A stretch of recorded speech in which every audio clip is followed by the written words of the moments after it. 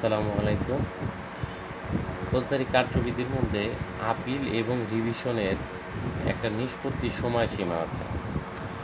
সেটা হচ্ছে যে 442-এর ক, 442-এর ক, সেখানে 3টা পয়েন্ট আছে। 442-এর ক এর 1, 2, 3।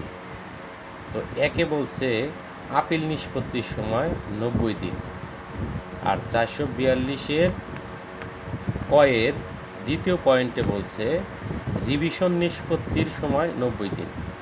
একটা জিনিস মাথায় রেখেন যে রিভিশন নিষ্পত্তির সময় ফৌজদারি কার্যবিধিতে উল্লেখ আছে, কিন্তু রিভিশন দায়েরের তামাদি, এই কথাটা কিন্তু তামাদি আইনে উল্লেখ নাই।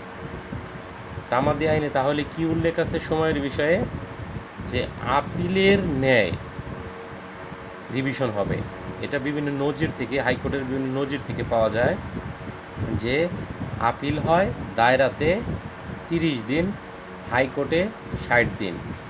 তাহলে রিভিশনও হবে 30 দিন আর 60 দিন।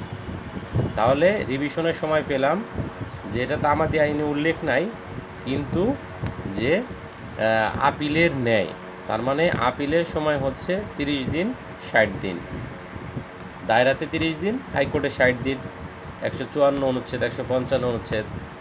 তেমনি রিভিশনের নির্দিষ্ট অনুচ্ছেদ উল্লেখ নাই, কিন্তু আপিলের ন্যায় রিভিশনের সময়টা হবে 30 দিন এবং যথোপযুক্ত সময় 60 দিন।